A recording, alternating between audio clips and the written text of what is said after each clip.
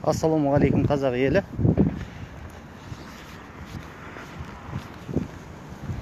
Міне Қостанай қаласының әкімдігіне келе жатырмын. Бүгін шақыртты. Міне мынау Александр Сергейұлы Пушкиннің ескерткіші. Міне әкімшілік.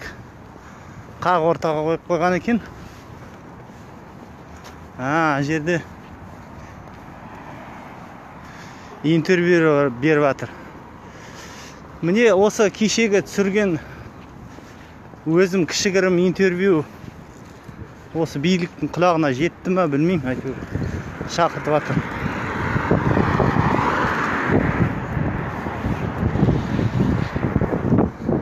Біраз сұрақтар жиналып қалып еді. 2 жыл бұрын анау көше атауларында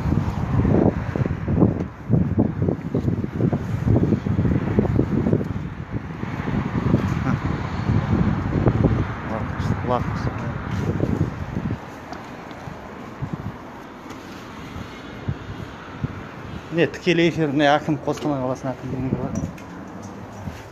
Міне бәрі орыс тілінде, мемлекеттік қазақ тілінде ештеңе жоқ.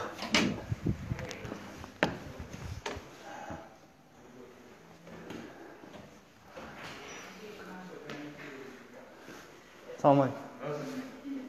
Ішкі саясат бастығы шақырып еді.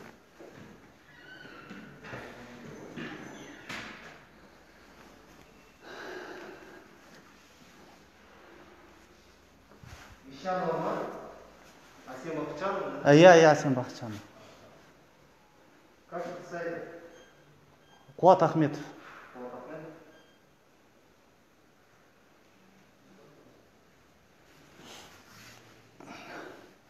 Сіз бе мына жерде старший? Мына жерде неге мемлекеттік тілде жоқ? Айта алмайсыңдар ма? Айта алмайсыңдар ма?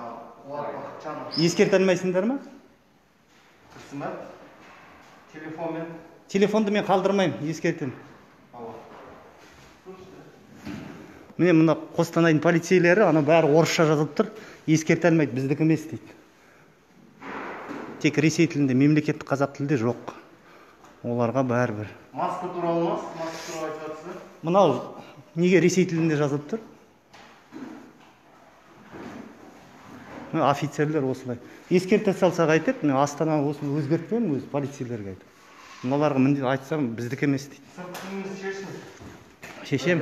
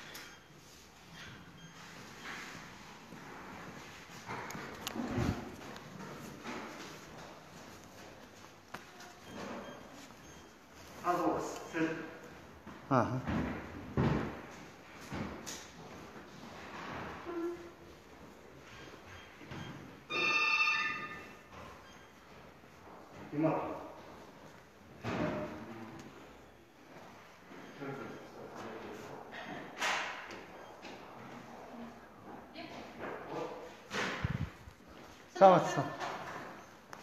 Бола ма? Қойылып берейін бе? Кіріңіз, мына жерге сатыңыз, кілт. Қарыңыз, қойып күтесіз. Темір тесік.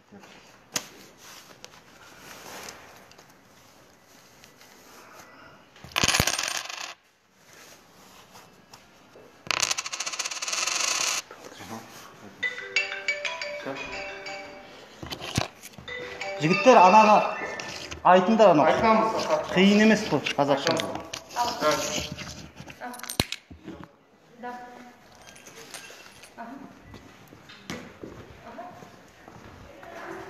Анау неге қазақ тілінде жазбайды?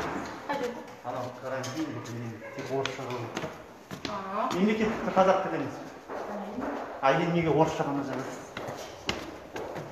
Не себептен? Енді сендер ішкі саясат. Астанада мысалы бәрі бір тексеріп шықтым, бәрі зым. Ассалаумағалейкум. Есім қуат болады? Мен есімім Қайрат болады. Иә. Мен сізді маған мен күтіп тұрмын сағат 3:30-да. Қазір 5:15-те 5:30-да облыс әкімінде жиналысым бар. Пока сөз тұрыңыздар, сосын мен қазір келемін. Жақсы. Міне құрметті жасшылар, міне Қостанай қаласының әкімі де өзі кездесті. Өзі Құдай айдап әкелгенше. Көреміз енді. Tamam.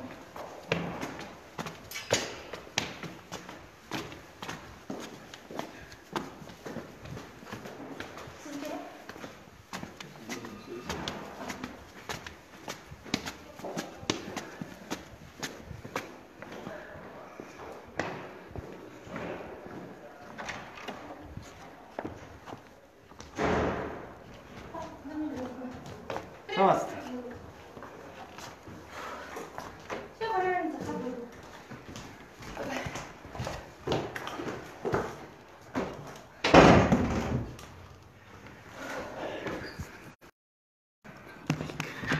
Есімім Қуат болады. Өте қуаныштымын, менің есімім Әсем болады. Осы Әулиекөл. Мынау киім ойбай. Штраф салар. Енді мен осы Қостанай өңірінің тумасымын, Әулиекөлдікімін негізі. Қостанайда тұрамын. Осы 2 жыл бұрын анау Русский драматический театрды осылай өзгерткенбіз. Шулап прокуратураға жаздық, сотқа бердік, судебный, сонымен өзгерткіздік. Дұрыс, жақсы. Мында енді қарап отырмын, Ленин несін, брусчаткасын жаңадан салыпты, ақша именно әкімшілік бой. А Бейімбет Майлиннің несіне бушный брусчатка салған, бушный.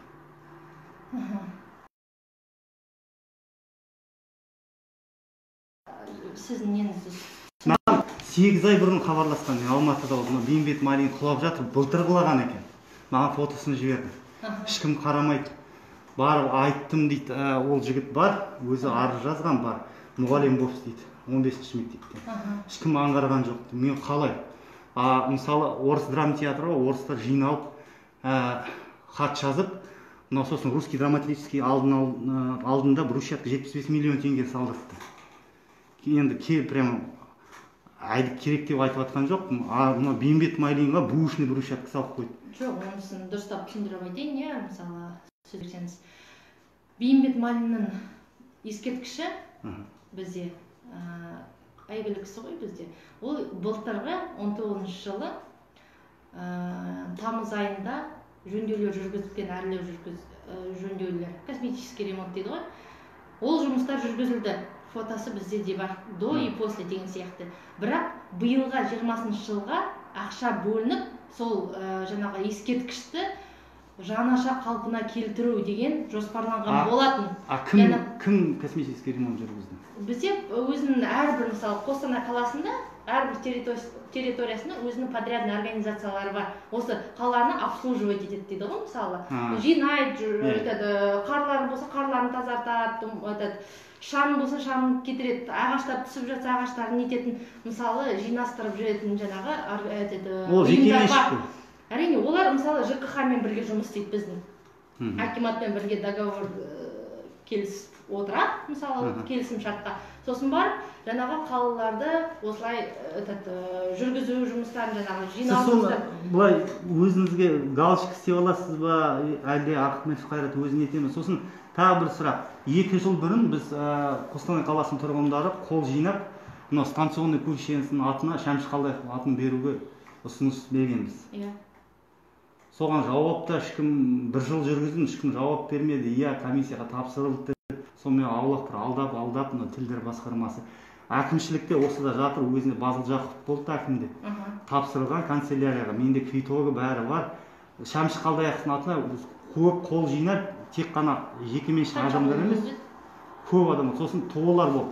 Партия Ақ жол, Нұр Отан кәдімгі печаттармен. Менде оригиналы бар, мен дубликатын тапсырған. Осы Қостанай қаласын әкімнің аппаратына тапсырған.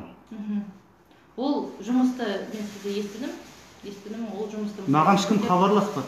Мысалы, Алматыда біз нетеміз, 15 күнге жетпей хабарласады. Әрине, ол заң бойынша... Бізге маған не жазбаша түрде... Мен өзім бұл жерде жарты жыл істеймін, мысалы.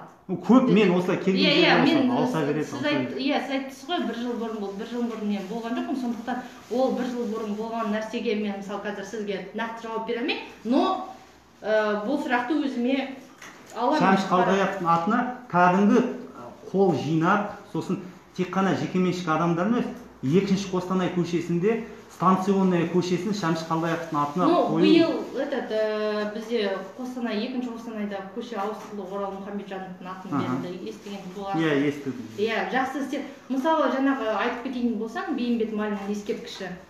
Біз өзіміз қазақпыз ғой, мысалы. Қазақ деген өзімізге жанымыз ашитын жандарымыз. Ол Бейімбет Майлиннің несіне, ескерткішіне биылға жоспарланған болатын. Ақпан айында конкурс. Ол мысалы біз көрдік деп барып істей алмаймыз, мысалы. Конкурс жүргізіледі. Конкурсты мысалы бізде таза жол деген. Жоқ, қарап, мен сіз бөлімде ішкі саясаттың жұмысы неде? Мен білемін, Астанада. Ішкі саясат өзі мысалы бірінші маңызды емес. Өзіне жоспар қояды. Дұрыс қой, сіз алдыға жоспар қойсыз. Мынау Бейімбет Майлиннің несі. Сонда қараңыз, осы 2 жыл былтыр және оның алдыңғы жылда мына Бейімбет Майлиннің бұрыннан айтты. Мынау орыс драма театры мынау тақтайшасын жазуға. Мынау Қостанай қаласының әкімі, осы Қайрат Ахметов, ақша бөлді.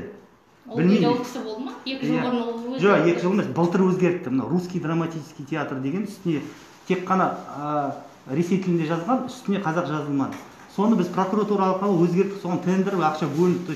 Ол бірінші қатарда тұрған зат емес, бірақ оған ақша әкімшілік бөлініп жатыр тендерге. Бейімбет Майлин әлі тұр. Неге? Бұл жерде сізді бөлемін, бұл жерге дұрыс емес.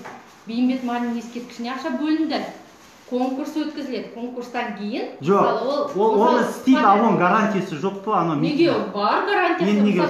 Енді биыл айттым, мысалы, 10 сәуірде келісімшарт уже бар. 177-ші маған бүгін ЖКХ-ға звондап сұрадым мен. Қағаз беріңізші. Сұраған сұрақтарын жауап ете алайын. Мен немді ұмытып кеттім. Неке, ЖКХ-ның бастығымен бүгін мен сұрадым. Бейімбет Майлин косметический ремонт қай жылы өткізді? Былтыр ма? 2019 жылы тамыз айында. 2019 жылы? Мен сізге... Тамыз айында. Қандай фирма жүргізді? Қуат мырза. Мен сізге қазір жазбаша түрінде, мысалы жазбаяқта мен сізге жауап дайындап жатырмын. Барлығы уақытында, ақшасы... Жоқ, маусымда, 2019 маусымда. Маусым, фирманың аты қалай? Кешірім сұрайын. Фирманың атын мына жерде жазылмаған, маған берген. Бірақ, мысалы... Соны аты керек, ол қалай? Сұрайын. Сосын, екінші мына Шәмші Қалдаяқов. Осыны жауабын бітірейікші. Бейімбет Майлин бойынша, иә? Болған, мысалы, қазір таза жол деген фирма ТО-ғы, мысалы, подрядный организация. Отып отыр. Биылды, иә? Биыл 10 сәуірде уже келісімшартқа отырылған. Сіз, мысалы, кеше көтердіңіз ғой сұрақты да, мысалы, ауыл уже 10 мысалы документі бар, олар бүгіннен бастап, өйткені олар февраль кезінде жұмыс істелмейді. Февральда, мысалы, ақпаннан бастап конкурс жүреді, бүйтеді, сөйтеді, келісімшартқа отырады. Мысалы, жаңағы ауа райы да дұрысталып тұр да, мысалы, қазіргі жұмыстар уже жүргізілу басталу керек бүгіннен бастап келісімшарт бойынша. Ол әрине қазақ болғасын өзіміздің де жанымыз ашиды. Ол бірінші қоятын сұрақ қой. Екіншіден, жаңағы көшелердің аттарын айтып жатсыз. Биылғыға, мысалы, былтырға егер де біздің әкімшілікке келетін болсақ, әкімге да Қайрат Жұмашұлына. Ол кісі келгелі бері, мысалы, қаншама көшелер қазақ атына ауыстырылып жатыр. Қазақ атына емес, көбісі қараңыз. Мен ономастический комиссияда болған, дөңгелек үстелдің сонда Қостанай қаласында атауларын түпнұсқасын орысша беріп жатыр. Микрорайон юбилейный. Герцен көшесі, мысалы, қолданды батырға берілді. Ода біз қатыстық, оған біз қол жинадық. Авиационная, Камшат Дөненбаева. Камшат Дөненбаева мен өзім отырыста болдым. Айттым ғой, ағай, мысалы, кім, Қуат мырза. Мінекей. жоқ, қараңыздар, ол аға, ол ана административный ресурспен звондады, соны өткізеді. А біз мына Шәмші Қалдаяқовқа кәдімгі қол жинадық. Мысалы, ана административный ресурсты мен болдым онда, қол нетіп, мына Шәмші Қалдаяқовқа біз кәдімгі 1 жыл қол жинадық. Ақ жол, печать, кәдімгі сөз, әңгіме, тіл несімен өткіздік, тіл басқармасына өткіздім мен. Мен қазір звонить тіл басқармасына. Тіл басқармасы